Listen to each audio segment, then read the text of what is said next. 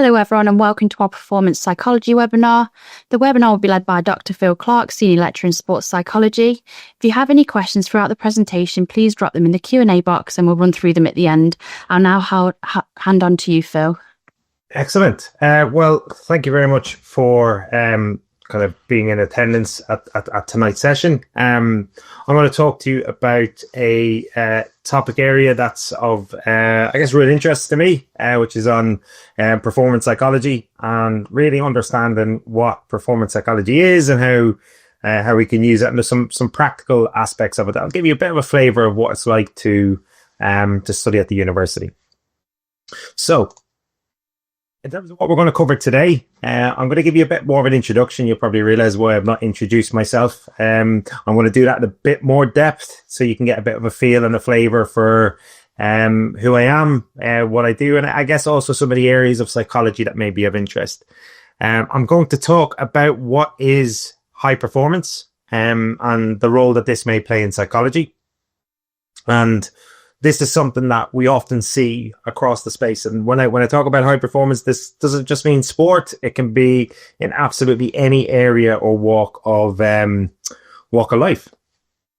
I'm then going to talk a little bit about understanding some of the key lessons that help us understand high performance. So it'll give you that option to think about how you apply it and utilize it. I'll then talk about a thing called perception.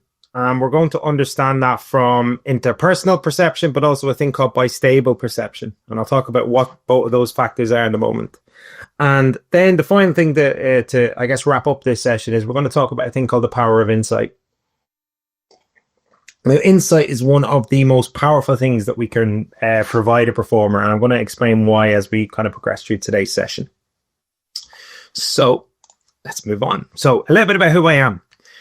This is something that got shown to me on my very, very first day of university when I was a student, of areas that you can work in within psychology. And it's always something I like to start to talk when I'm talking to prospective students or students who've got an interest in terms of what types of careers can there be in psychology.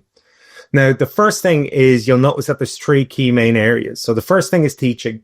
So for some people, they might have a real passion that, you know what, I actually love teaching and I want to work as a lecturer or I want to work as a school teacher, whatever that might be. So that is definitely an area that you will find individuals go into as a career within psychology.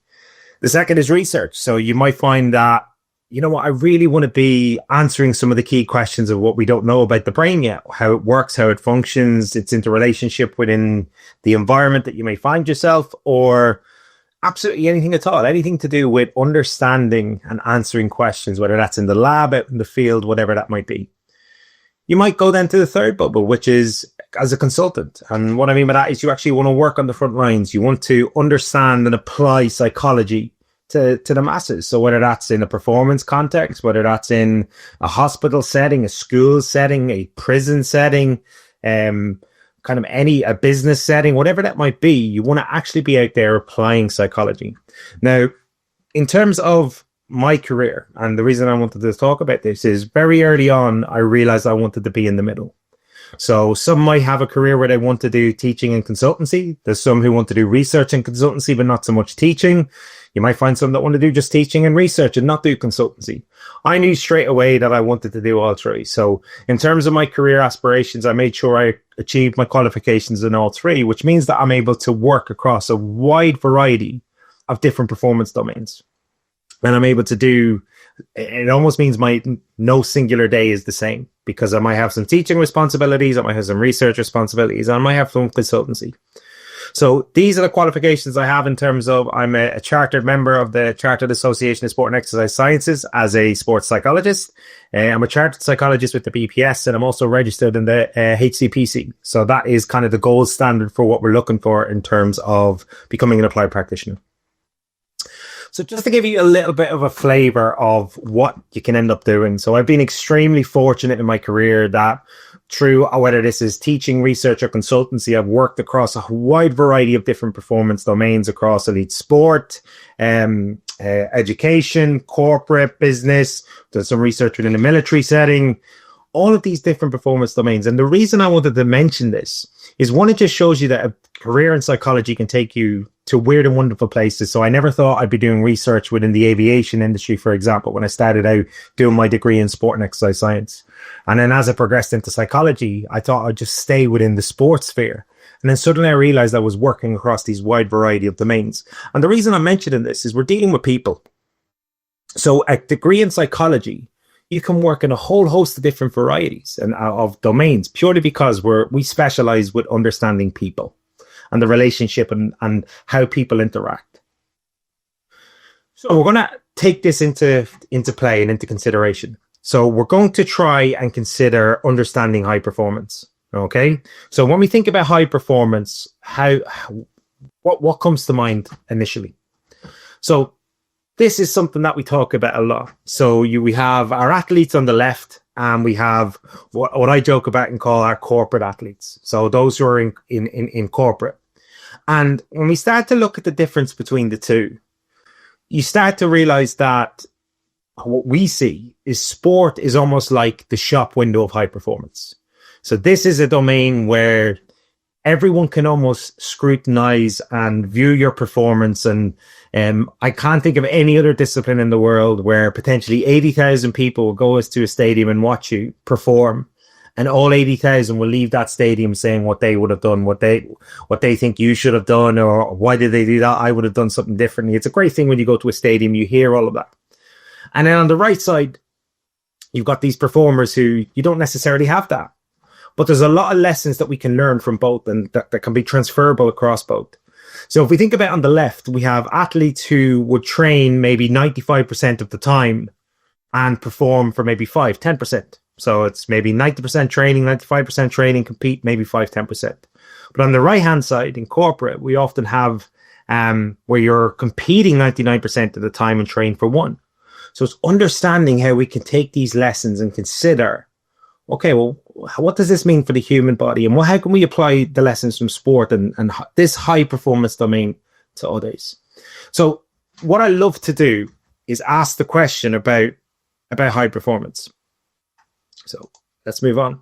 So I'm just going to start a bit of an interactivity. So for those kind of watching and live on the session, if you're able to kind of log into this interactivity called site called menti.com, it's completely anonymous, and type in the code that's on the screen. So 66 44 64 75. I'm going to ask you the question, would you classify yourself as a high performer? Okay. Now it's completely anonymous, so it'll give you a chance to just kind of post your thoughts. And I appreciate for a lot of people watching live, they might not necessarily want to engage. So we'll just see if we get 1 or 2 answers, it will give us just an indicator and a bit of an opportunity just to explore this. So we've had one in that straight away came in at a no. And this isn't an uncommon answer. So when often we ask this question, we start to think about, okay, well, I classify myself as a high performer. And we think of other people and we go, well, if I was in a room and I was to ask this question live in person, you might go, well, no, I wouldn't. Because if they're not stood up, then I wouldn't classify that myself. But if we reversed it and asked you to identify and think, say I turned it around and said, right, everybody stand up. And would you sit down if you're a low performer? Most people would stay standing. And the reason I'm talking about this as a concept is what we tend to do when we think about high performance is we straight away go into comparison. We straight away look at how do we compare against other people. So what we start to do is it's all about comparison. So almost if you think about it from a sporting context, being high performing depends on where we finish within a race, where we finish within an event. So what we start to do is we think about, okay, so if I didn't come first, well, then am I high performing? And I'm just purely being challenging with that metric. Okay. If I ask you that question about low performance, you know the answer straight away, and you don't really need to compare it to anyone else because you're thinking purely, well, no, I don't think I'm a low performer, but compared to everyone else, I'm not a high performer. But if we use that terminology and we use that kind of reference point, let's say, for example, the 100-meter sprint, you might have 32 athletes who compete in the Olympics, and there's only 1 gold medal handed out. So with that reference, does that mean we've got 31 failures or 31 low performers? Just using the outcome, the comparison piece that we tend to do. Well, the answer is no. We can understand and appreciate, well, no, that's not true. It's definitely not the case. So what we want to do is look at, okay, well, what constitutes high performance? So this is where performance psychology tries to think about things a little differently. And what I mean by that is my definition of high performance. And from an applied perspective, what we try and do to support athletes' appreciation or performers' appreciation of high performance is are you able to maximize the resources available to you in any given moment? I.e., what you have available to you right now, can you maximize that? So can you squeeze every drop of potential that's available to you right now in a given moment? That is high performing. Okay. And when you start to look at that, it's you against you. It's you against what's capable and your best version of you. So this is where we start to think about it. And one of the things I love doing is starting to unpick that question of, okay, well, what are the ingredients of high performance? And with that, you might start to elaborate and build that, we tend to overcomplicate it. They need to have confidence, discipline, dedication, motivation. They're able to handle anxiety, good communication, all of these types of things. And I understand they are important. But actually, what we've seen from an evidence base in terms of the research, but what I've also seen in applied practice, if we strip it right down to the basics, 3 things are essential. The first thing is the ability to think. So in high pressure situations, do we have the ability to think under pressure? So what I mean by that is when there's something to win or something to lose, when you really want a high level of performance, are you able to think logically? Are you able to think rationally? Are you able to think in a manner that you're in control of the situation? An alternate way of looking at it, have you ever found yourself in a situation where there was something at stake, something to win, something to lose, whether this is an exam, an interview, a big pitch at your work, or a presentation at school, and you've acted in a certain way or responded in a certain way, only a few moments later to go, I probably shouldn't have said that. Because what's happened is you were thinking almost with your emotions. Your emotions were dictating your thoughts and your fears, as opposed to thinking rationally and logically from up here. You were almost cool, calm, and collected. So that's a big one. Now, what I'm about to say with these, you'll start to think, this is simple stuff. Just because it's simple doesn't mean it's easy. The second thing is the ability to breathe. Now, what I mean by this is the ability to regulate our breathing and our emotions when we're in these pressure situations. So what often happens, and you will have seen this if you've ever had your parents come and watch you perform in any capacity, and just in the build-up, you're a bit nervous and they tell you to relax. Now, that's actually pretty good advice, but we take it as, no, I'm fine, leave me alone type thing. But in essence, what we're saying is our breathing actually changes when we're under pressure. So when we're calm and in control, our breath work is like, so in through the nose, out through the mouth. It's a nice calm cycle. We're filling our lungs, oxygen's coming in, and we're kind of getting at the CO2. Now, what actually changes when we're under pressure is instead of our breathing being, it tends to go, so we end up shallow breathing. Now, that breathing is similar to when you're fatigued. Now, that's quite challenging because what ends up happening is we get quite tense. And that's one of the symptoms of pressure. And kind of when we're under pressure, we get quite tense because there's less blood, less oxygen pumping around the body. Okay. So you'll not actually notice that for performers that you look at and go, they're incredibly high performers. They're in control. They're very calm. They're in control of their breath work. They're in control of their ability to manage their emotions. Now, the key thing about our emotions is a lot of people think, well, I shouldn't be experiencing this. You're a human being. You're going to. It's about management. It's not about control. It's about management. It's not whether you feel it or not. It's when I do feel it, am I in control of it? Can I manage it? The final thing is the ability to connect. So can I connect with my passions? Can I connect with my strengths? Can I connect with my colleagues, my teammates? So individuals are able to take power in the situation and focus on what they have as opposed to what they don't. So for example, if we're talking about an athlete, if only I slept more last night, if only I had this, if only I had more training, if only the weather was good, if only the opponent or it was a different referee, that's starting to look at things that have got nothing to do with you. You've got no control over. They're not looking at your strength. High performers go, okay, the situation's the situation. Here's why I'm doing it. Here's why it's a difficult situation, but I believe I can get through it. And here's the strength I have in this situation. So they're finding their purpose. They're finding their strength. Here's how I can connect to it. Here's how I can utilize my teammates. If we're able to do those three things, you're giving yourself a great opportunity of achieving high performance. Now, the other thing that we need to be mindful of is you might go, well, Phil, a lot of this sounds like common sense. But what we actually know from the performance space is common sense is actually a term that we should actually get rid of from our vocabulary. Because just because it sounds like common sense doesn't mean it's common practice. Which means if it was common sense, why isn't everyone doing it? Okay, so we need to consider, right, let's simplify this. Just because it's simple doesn't mean it's easy. So we're going to talk a little bit about kind of how we can apply some of these concepts. Now, I'm going to show you a little video. And what I want you to do is we're going to play almost like a show called Catchphrase. Now, with Catchphrase, what this is you say what you see. So what I'd like you to do is if you're in the room or if you're watching this back, watch this video. And just when the video ends, hit pause. And I almost want you to write down, what did you see? Okay, let's give it a try.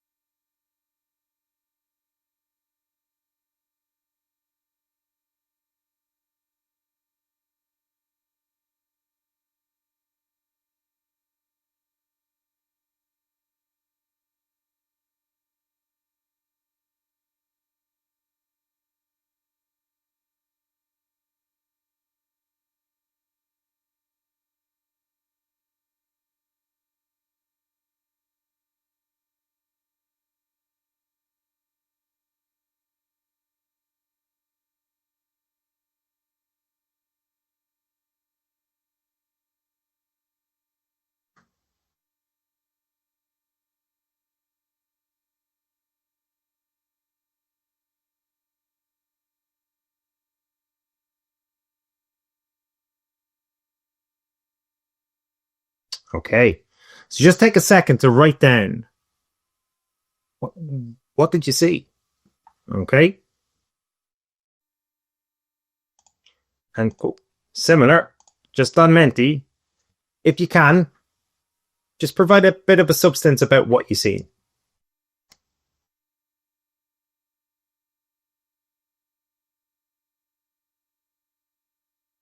Breaking the barriers. Okay, really nice. Really, really good. Okay, so let us dive back in. But actually what we tend to see, and if we just let the video play again as I'm talking around it. So this comes from research that was done in 1944, where we were trying to understand how people make sense of the world around them and the stories people tell themselves. Now, depending on our previous life experience, some of the common answers that came out from the research was bullying, Romeo and Juliet, domestic violence, cheating in a relationship, playing hide and seek. Now, what's interesting about those, and for those listening in, did any of yous write down triangle, circle, and sticks moving about on the screen? Most likely not, because what we did was we had to tell a story, we placed emotion and intent on inanimate objects. And that's often what we do as performers. As a way of making sense of the world, we try and place this kind of storyline behind what's going on. And the things that influence this is our culture, our religion or religious beliefs, our upbringing, our family setup, our friendship circles, previous life experiences, what have happened to us before. So almost we have to be mindful from a performance perspective, the stories that we do tell ourselves and where that stems from. Because you probably had this experience, maybe in your friendship circles or your family, where you see something happen and you think nothing of it, but it causes quite a big effect on a friend or a family member, and they get quite upset because something like that, similar, happened to them that led to a negative consequence. So the brain is processed, well, here's a potential negative connotation. So the story they tell themselves around it is a very different story to what you tell yourself. And it's important that we're mindful of that, because that plays a part on how we perceive, and remember what we talked about earlier, how we think about certain situations. The next thing is about perception. So we're going to play a little bit of a game here where What I should say is this is not a measure of intelligence. So I'm going to provide you with a couple of kind of pictures and images, and I just want you to say what first comes to mind, and I'll explain why that's important in just a second. So, key thing, pen and paper, write down the first thing that you see. Okay, we'll give you a second. Okay, key thing, pen and paper, write down the very first thing you see. Now, I appreciate we've only got one person interacting in the room at the moment, which is completely fine. But what we're going to do is have a little look to see what comes out. And this came from the kind of an American psychologist, Joseph Jastrow, in the 19th century, started to bring in this aspect around perception, interpersonal perception, how we interpret things. So let's, that one person in the room, did you see a duck first? Did you see a rabbit, or were you unsure? Brilliant. You see the duck first, which is fantastic. Now, the key thing about this, let me just go back, is from this picture, you now either see a duck or you see a rabbit. You don't see both. Your brain is making a split-second decision between whether you see a duck or whether you see a rabbit. Now, you might have now just realized, you might have had what we call the aha moment where you can see both. And the beauty of that is, once you see it, you can't unsee it. And now you've got a really powerful thing. You have the choice of whether I'm going to see duck or whether I'm going to see rabbit. And the reason why I'm talking about this, and I asked you to write down the first thing, in challenging pressure situations, what we tend to do is we tend to go off our first interpretation of what we're seeing. Okay, so the first thing we see is kind of what we latch onto, and we use that as the metric to tell us what is going on in the reality of that moment. But if we take a second, there might be an alternative perspective.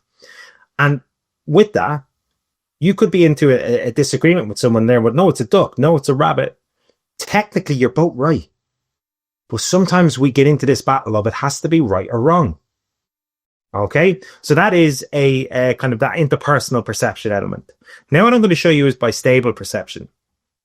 Now what I mean by that is I'm going to show you a spinning silhouette. And what I want you to do is just highlight whether you think it's going clockwise or counterclockwise.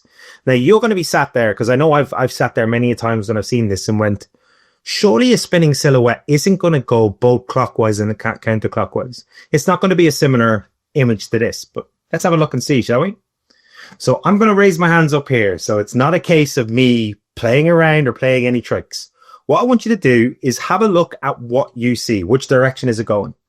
Now what I want you to do is look away for a second, rub your eyes, and look back. Has the image in front of you changed? Now, for some of you might have seen that it shifted a little. For some of you might go, no, it's still going the same direction, whether that's clockwise or counterclockwise. Now, let's just see the person who's in the room. What direction did they see it? Excellent. So you've seen both. Okay, brilliant. Now, with that, here's the key aspect. So if you just look at the left and the middle and block the right bit, you'll see that that middle silhouette will go the same direction. So hopefully you'll start to see it go in the same direction. Now, if you now block the left and look at the middle and the right, you'll start to see that that middle silhouette is suddenly changed. Now, all I've done in this instance is giving you some reference points and some lines and slowed down the image. And suddenly that middle silhouette is going two different directions at the same time. Now, this one still gets me all the time, okay?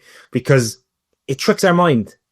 And it really challenges that belief that we have that in a situation where it seems there's an obvious right or an obvious wrong, or there's two possible answers and they're extreme opposites, both can be the correct at the same time. So it doesn't have to be right, wrong. It can be right, right. Now, the reason why that's important is this is what the real world is often like. The complexity of the real world. We often go into scenarios and think there's a right way and there's a wrong way. But the reality is there's often multiple right ways of doing things. There is some obvious wrong ways, I agree.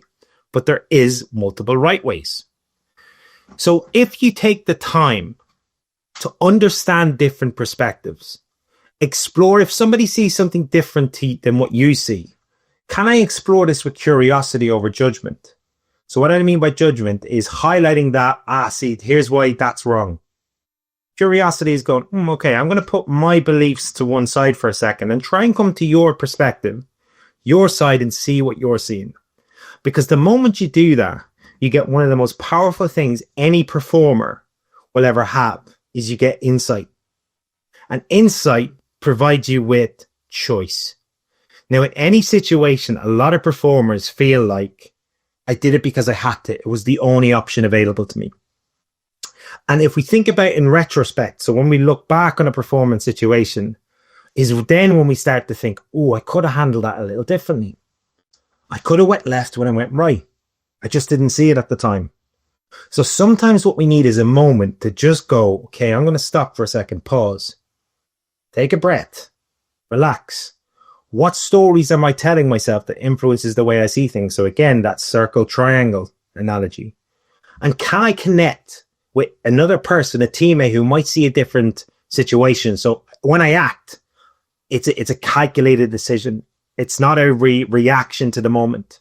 I'm responding to the situation because I'm considering what my options are. So if we think about some of the best performers in the world, whether that's athletes, whether that's surgeons, whether that's the military, they act with precision because they're aware of the different available options to them. So no matter what situation they find themselves in, they have choice. And when you have choice, like I say, you have power. And that's an incredibly useful thing to have. So when we think about performers, what we want to do is help understand. So you can apply this to, it might be your exams coming up or any aspect of your life. Can I apply some of these lessons of psychology? That how can I think better under pressure? What are the frameworks and structures that will help with that? What can I do to give myself a couple of seconds to catch my breath, to regulate, to keep things in control? And how can I connect with my strengths or the team around me? And from that, using some of the things we talked about, perception, particularly lining to that think piece, can I see a different way that's going to allow me to think clearer under pressure? Thank you very much for kind of your engagement in tonight's session. And for those listening back, I hope you found that useful. If you are listening back and you have any questions, here's some of my contact details. Please feel free to just drop me a line and I'm more than happy to get back to you. And thank you so much for listening this evening. Hi, Phil. Thank you for that. That was really insightful and I really enjoyed listening to that. I hope everyone else did too. There's just 3 questions so far. So if anyone else would like to pop any questions in, please do. The first one, Phil, is, will I get to work with athletes whilst I am studying? Great question. So actually, one of the things that we do have at the University of Derby is we have Team Derby, which is our sports provision. And I'm actually the head of psychology, or head of sports psychology. So I actually look after the provision for sports psychology delivery. And one of the things that we love to do and provide is students with the opportunity to be involved in that. So it's not necessarily that if you're in an undergrad, you're going to be going out and actually doing psychology, but you get the opportunity to shadow either some of our master's students, some of the trainee psychologists, so those who are on their final qualification to get registered as fully fledged psychologists, or shadow myself when we're working with the athletes. So you'll get a bit of a chance to see, is this a career option I really want to get into? I'm a huge believer that, so I'll use myself as an example. When I first came to university, I thought I wanted to be a secondary school teacher or a primary school teacher. I tried it out for a week and I thought, ooh, that's not for me. Okay. So sometimes we have to see what it's like in the day-to-day elements of the job to go, yes, is that what my passions are? So yes, definitely. We try and make things and provide as many applied opportunities through work experience. And one of those is through Team Derby, which I'm able to help support and facilitate. Amazing. Thank you. There's another question here on what facilities will I get to use? So I think it might be worth covering the psychology and the sport facilities, if that's okay, please. Yes, so we have quite a lot of facilities at the university. So from a sports perspective, we have the sports centre, which is equipped with a whole host of gadgets and gizmos, from We've got the 3D motion analysis. We've got eye tracking. We've got heart rate monitors in relation to doing kind of heart rate variability stuff. We've got force plates, strength and conditioning suites. The physiology lab, which I'm not a physiologist, so I won't go hugely amount into those details, but we're able to test things like your VO2 max, your lactic threshold. So yeah, we've got force plates, we've got speed gates, a whole host of different things for measuring all aspects of sports science, from the disciplines of strength and conditioning, nutrition, psychology, physiology, biomechanics, nutrition, performance analysis, the whole suite. From a psychology perspective, we do have some of the similar aspects that I just mentioned there, from heart rate monitors looking at the stress response. We've got eye tracking, which we're able to utilize in terms of perception. We have cold presses, which is a great way of understanding our pain threshold. We have phenometers, which measures our kind of physiological response. We've got EEGs, ECGs, biopacks. We've got a whole host of facilities that you are actually able to utilize to explore the different areas of psychology. Some of these equipment students are able to use, some of them depending on the skill and the level of training required to operate. They might be done with some of our staff. But again, you'll get an opportunity to see it up close and in person. Amazing. That's a great answer. Thank you.